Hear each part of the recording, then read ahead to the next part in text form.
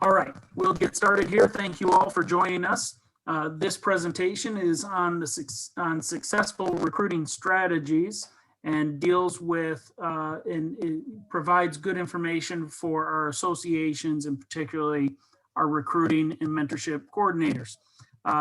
Presenters for this evening, and I'll have them introduce themselves and give some bio in just a moment, are Tyler Dotson and Patrick Kane. We appreciate their willingness to put this together for us in the group, and I will hand it over to them now. Excellent. Thanks, Brent.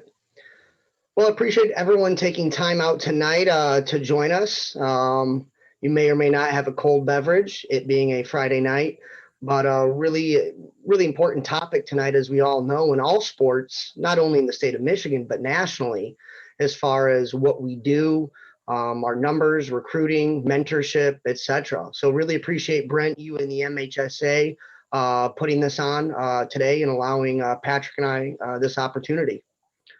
We'll go ahead and get started here. Can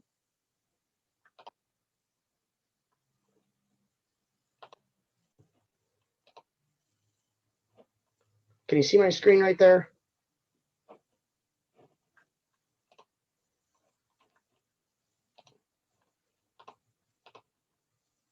Patrick, go ahead. Can you see my screen?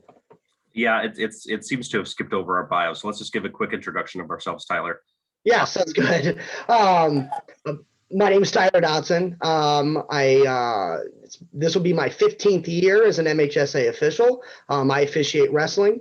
I've been fortunate to be selected for 5 state finals with the MHSAA. I currently also serve as the executive director of the Michigan Michigan Wrestling Association, Michigan Youth Wrestling Association, my way, the Southwest region, where I'm the executive director and the co-head official. My day-to-day job, I'm the city manager for the city of Waterville Elite. And background, I've served on a couple school boards. I got my bachelor's degree from Ohio State, go Buckeyes, and I have a master's degree from Western Michigan University. So there's a little about me. Patrick, go ahead and introduce yourself. Hi, everyone. My name is Patrick Kane. I am an 18-year official with soccer and basketball. Currently, I am the West Michigan Officials Association recruiting and mentorship coordinator for our basketball arm of operations. Personally, I'm involved in sales and marketing in the consumer packaged goods industry. My company makes Mucinex and Lysol. So through COVID, it's been very interesting for my company. We've sold a lot of Lysol the last 12 months. And if you can tell, I have a cold right now. So the cold is on its way back, it's really kind of disappeared over the last couple of months. So that's good for my business, bad for everyone else. But anyway, really quick, today we're going to talk to you about kind of the process of recruiting and some strategies and things to think about as you think of it as a process. There are 5 key areas we're going to talk to you about in concepts. Firstly, it'll be understanding kind of the situation, getting a grasp on what your current situation is as it relates to needing to recruit. Ensuring that stakeholders understand the shortage. And a lot of times we're finding that people don't understand how dire the situation truly is. They hear about it, but they don't really see the numbers to back it up. We're going to talk about identifying key target groups and what's important to each of them. Each target group has different needs and wants, and based on our experience, we'll share with you what some of our quick tips are there. And we're going to talk to you about communication strategies and then creating a broad network. Tyler, if you can move forward, please. Okay, so let's move into understanding the current situation. If you can move forward one more slide. So in order to build a robust and comprehensive and strategic recruitment strategy, it really is crucial to kind of understand where things are. So our recommendation, based on our experience, is to try to really gather data. And gathering data is sometimes difficult because associations may or may not have robust data available, but we're encouraging you to find data. I'm going to talk through that, and then I'm going to give you some tools and tricks to try to find some data through some sources. We recommend trying to understand gather data around from your local assigners. Where do they assess the situation to be? Do they feel like you have a good number situation today? Do they project that you're going to have a problem in the next couple of years? What's your assigners take? They're really kind of the first voice of how difficult is it to find enough officials for games. The other kind of area that we think we would recommend that people focus on is what's the average number of officials that join and retire every year? That will kind of give you a baseline of, okay, we have 5 people join, we have 10 people leave, we're net negative. And trying to get a sense of what that trend looks like over the last 5 or 10 years will be helpful to try to build a baseline and a trend line of what kind of has been happening.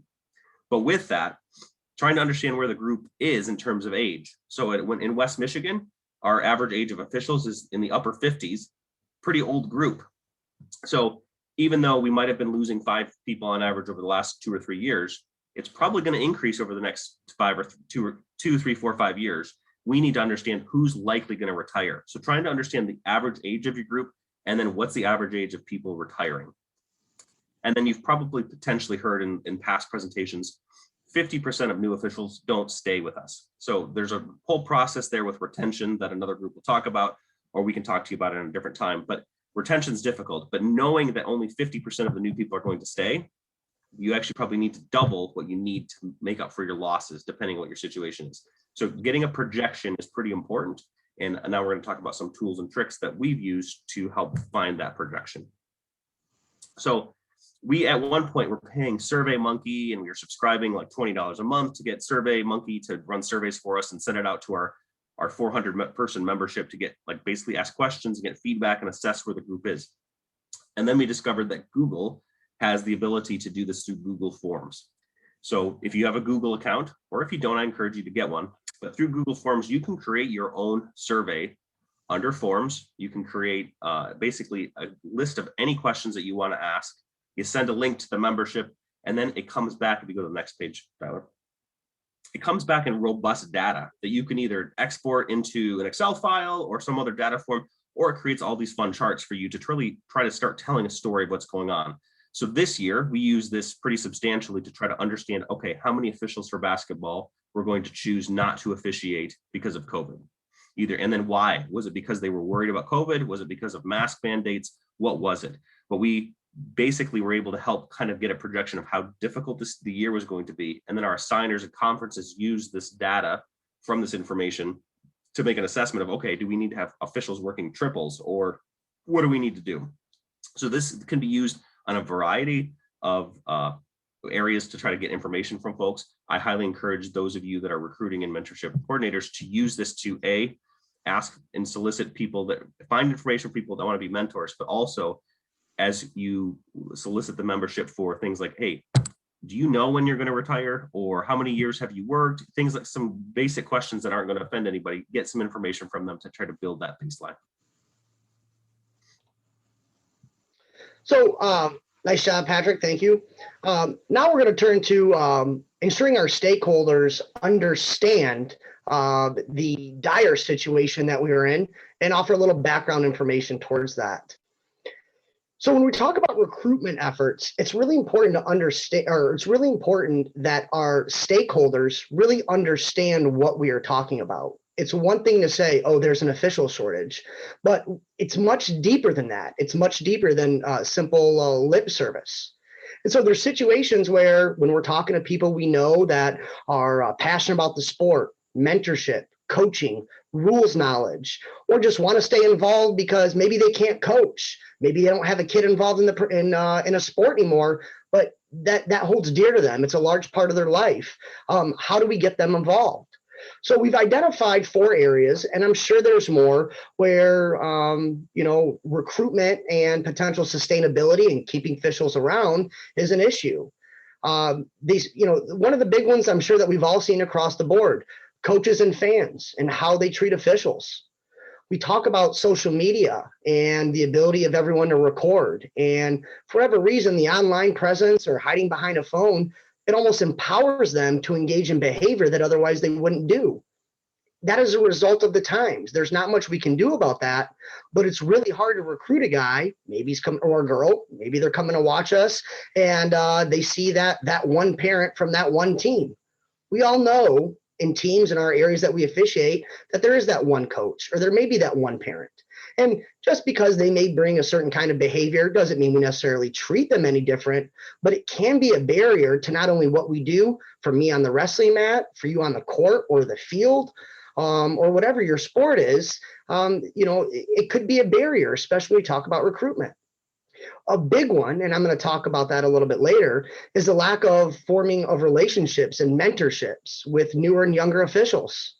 Someone who doesn't know how to get involved, they can go to the MHSA website, they can take the test, they can collect the bubbles, they can pay their fee, but we all know that what we do is so much bigger than that. So the relationships and the mentorships of newer and younger officials is paramount to their success, but I would argue to our success, because we can't officiate alone, but to the MHSAA and amateur sports success. Another thing that we talk about is too many officials are inexperienced or unqualified, and because of the dearth of officials, they're being put in situations that, frankly, they may not be ready to do, and no one wants to be a part of that. No one wants to be part of a game where, they're new, they're in year one, but yet they might be doing a top 10 matchup or even a heated rivalry. Setting these new and younger officials up for success is essential to their success, but also to the success of what we do. We've all been in a situation where there was a very weak official, and you could call the best game match of your life, but them being, I don't want to necessarily say weak, but maybe lacking a little bit of experience, that shows off on the group, on everyone wearing the stripes, everyone out there officiating. So setting folks up to succeed is critical to their success and our success. We've talked about coaches and spectators and how they react, but coaches, especially newer coaches, younger coaches, in my experience, middle school coaches, coaches at the junior varsity level, or coaches that are extremely passionate. How they go about that can be a barrier to recruiting and keeping around newer officials.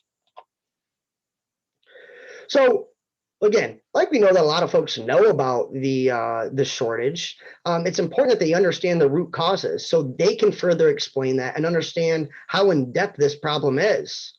So things that Patrick and I have talked about, and he mentioned earlier, is assessing current numbers. Before the season starts, where are we at?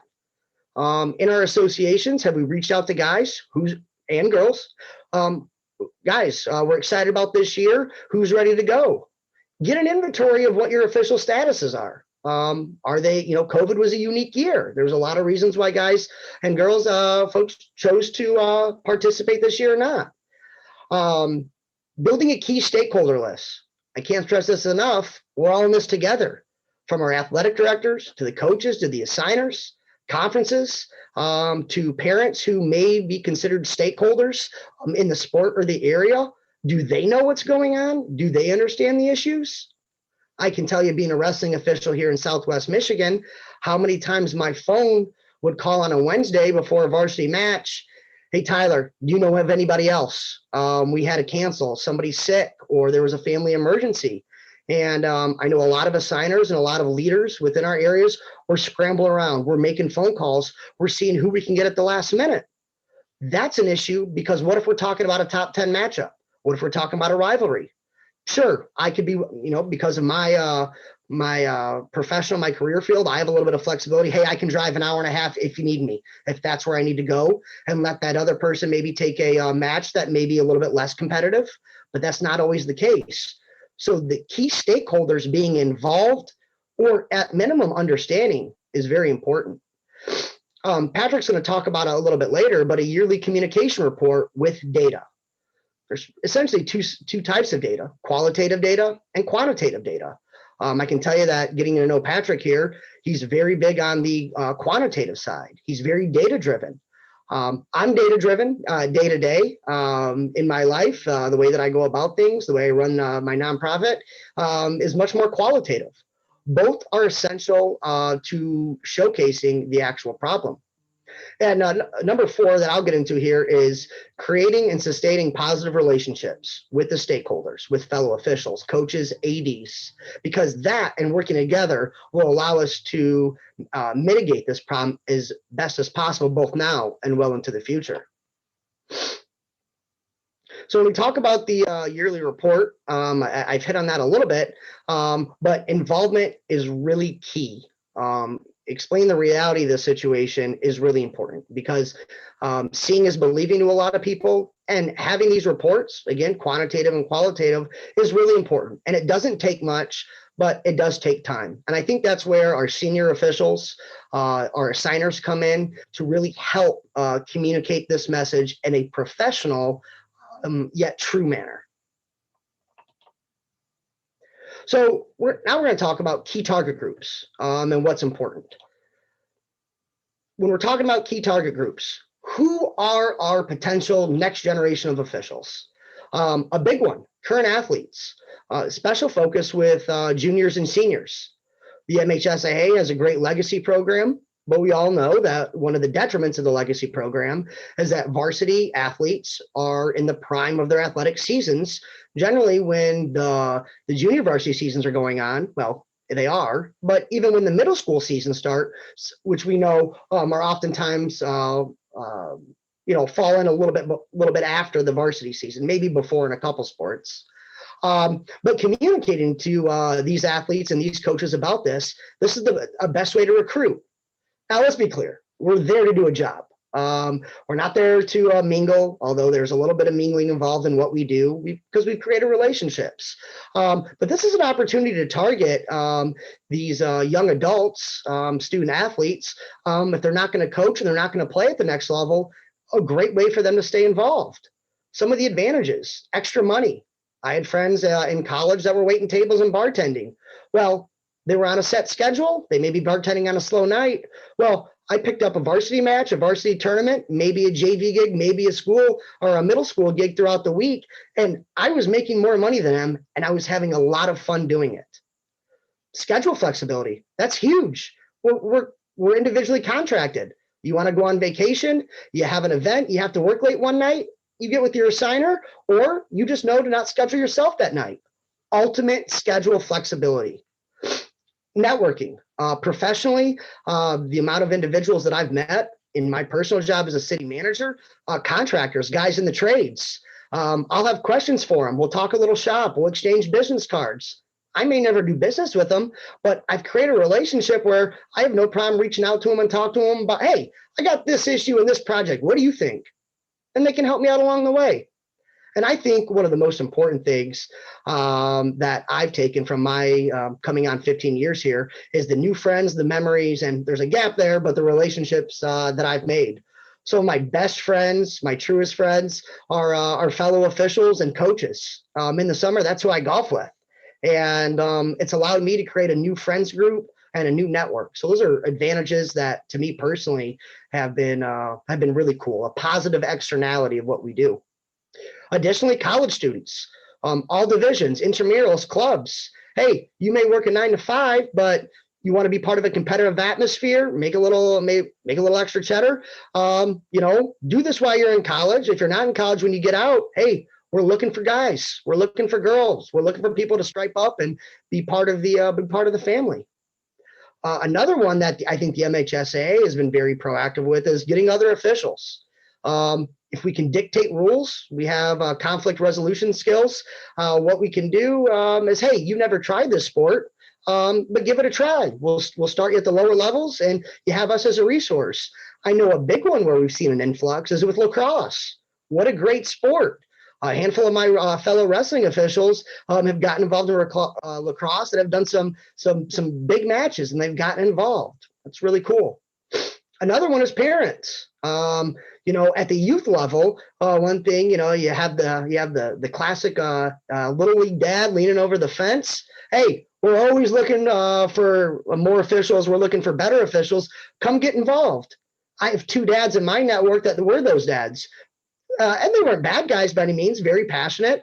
But after the kids graduated, they got involved. And I had a guy buy me around a golf last year. Tyler, I am so sorry for how I treated you and your fellow officials. It is much harder than I thought.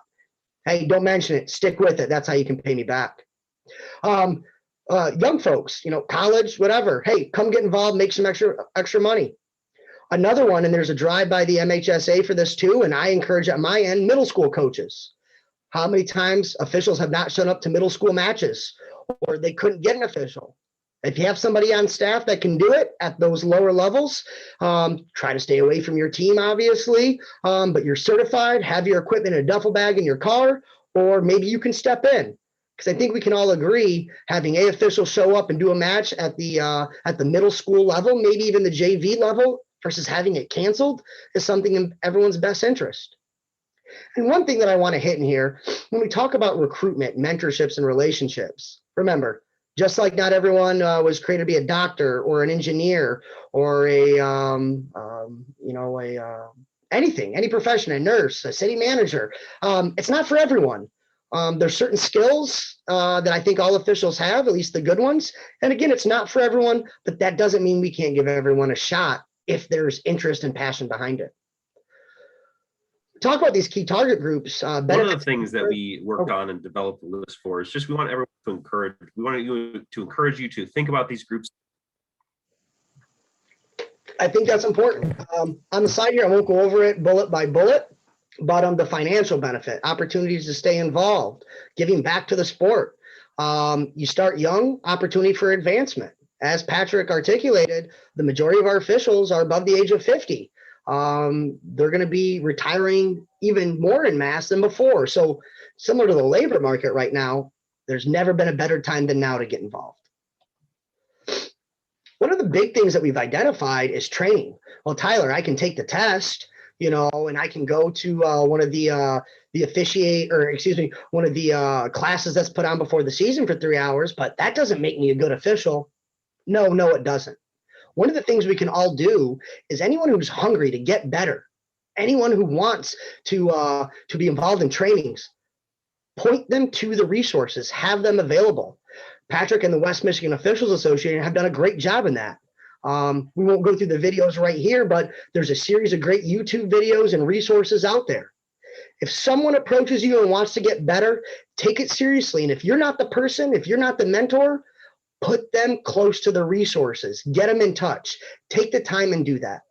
One thing that I tell a lot of my senior officials is that the majority of officials I have yet to work with in my life, I have not set foot on the mat with yet. I'm 34. So a kid that comes out of college that gets involved today, that does it for 20 years, I'll spend more time with him than I have with my mentors and the guys that helped bring me up through the ranks.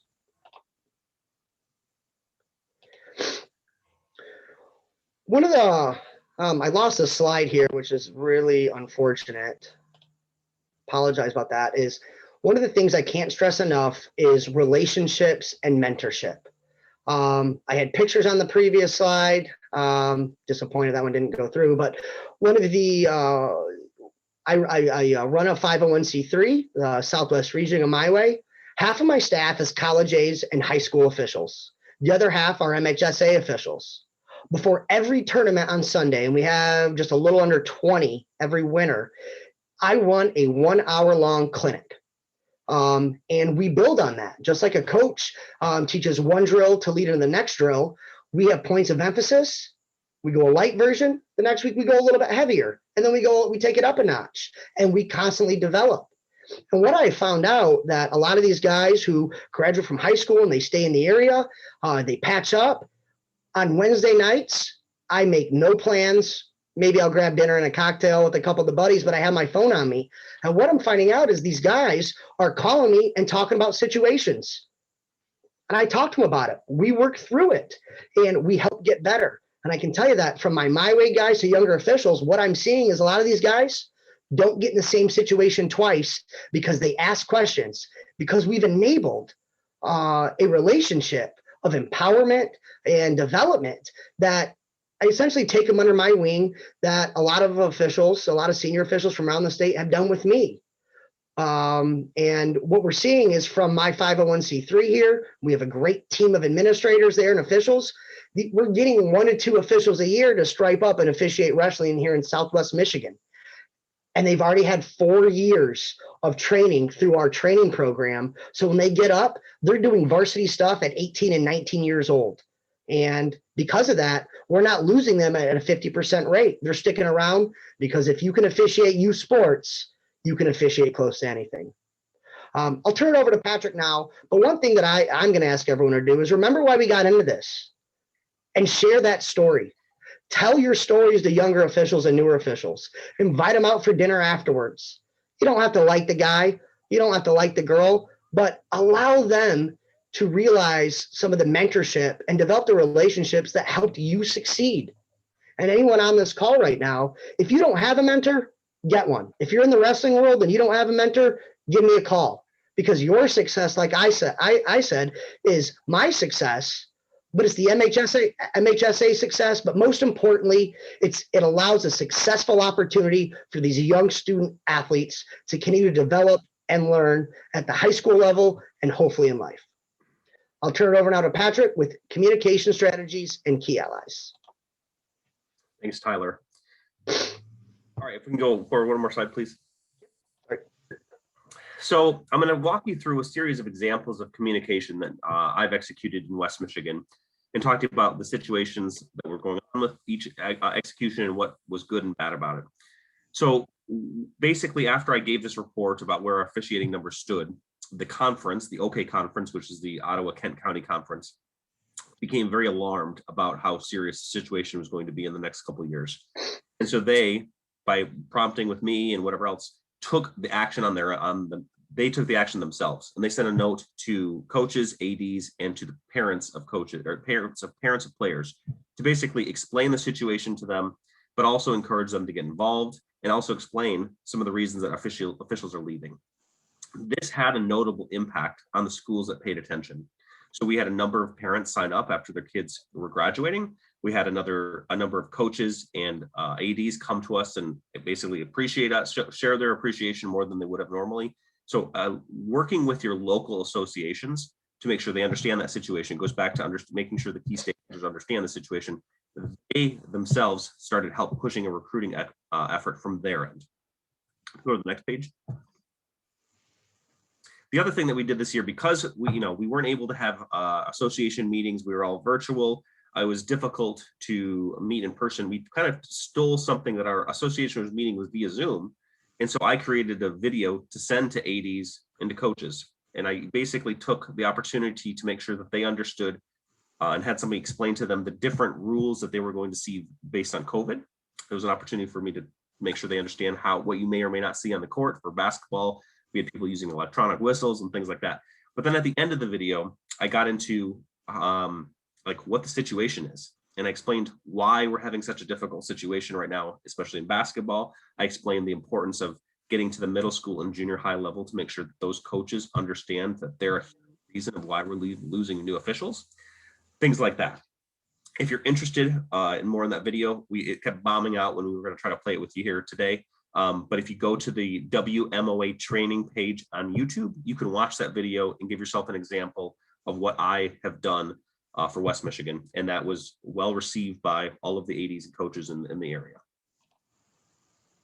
The other thing that we've done is we've established a good rapport with the local news media. So I know there's some special rules that we're not really supposed to engage with the media and whatnot, especially after contests.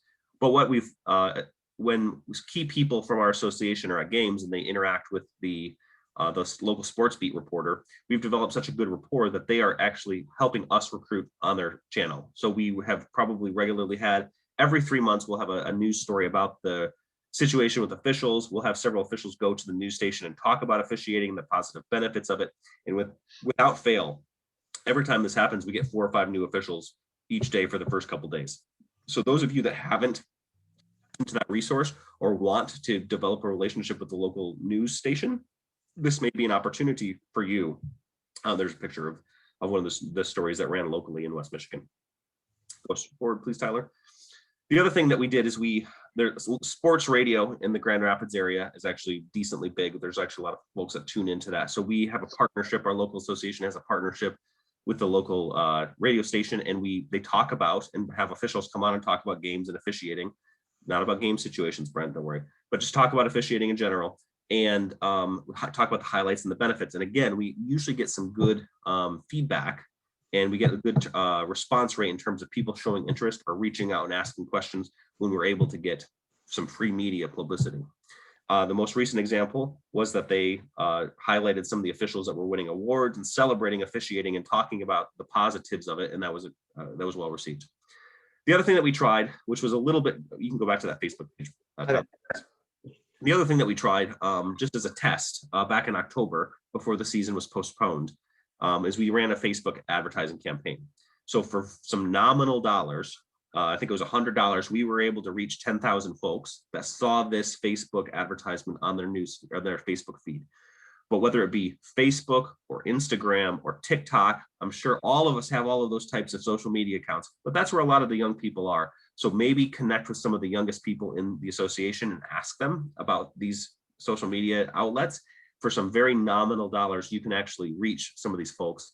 And if you have any questions on that, I'm happy to reach out to, or I'm happy to connect with you as well and walk you through what we did. But we didn't get a lot of feedback and positive response rate because the season got canceled right as the campaign started, or postponed, I should say. But this is something we did see positive interaction with the ad, and we're going to be looking to do this summer.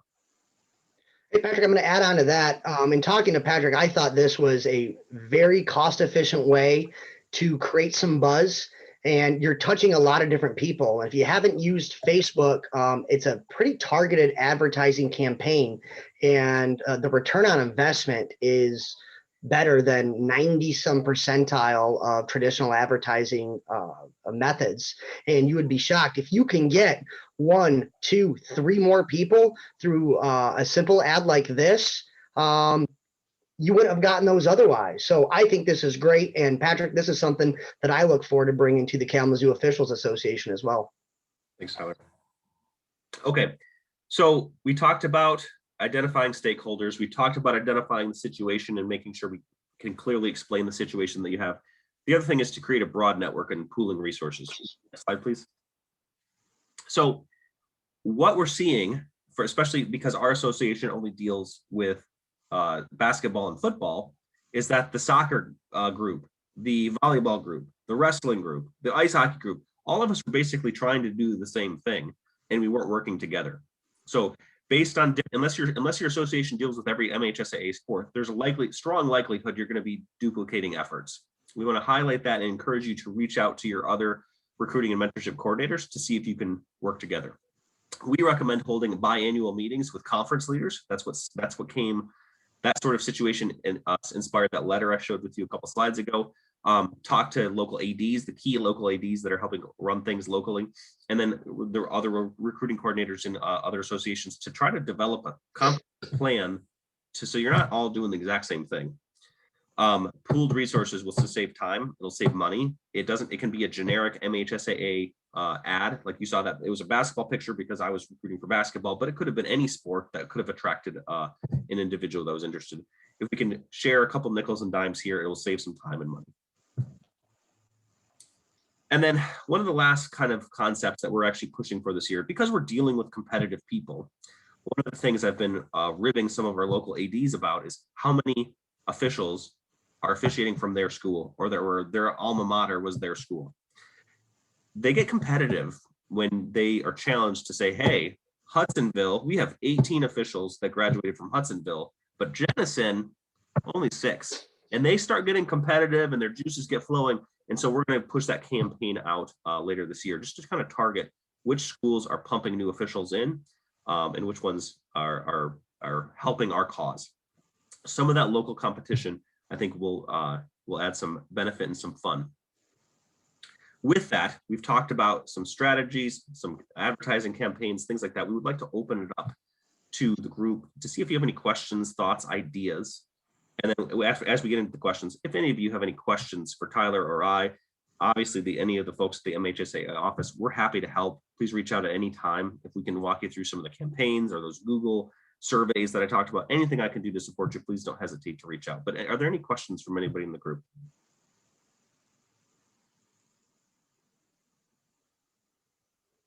Actually, Patrick, I'll add on that. If there's any other comments or successful strategy that you've seen that maybe we didn't hit on, if anybody willing to share those, share it to the group, I think that could be beneficial as well. One thing I will add on, it was in that slide that skipped. Patrick and I had done a run through. Patrick was going to do the slides. Now I'm doing the slides, so he missed out, but we'll make sure the right presentation goes live. But one thing I've heard about is equipment and startup costs. don't let equipment be a barrier of a young official. We all know guys or retirees who have equipment, but really help these guys out for success. So I just wanted to throw that in there at the end, that don't let equipment be a barrier. That's not good enough. Okay, with that being said, I'll get off my soapbox there. Any questions or comments?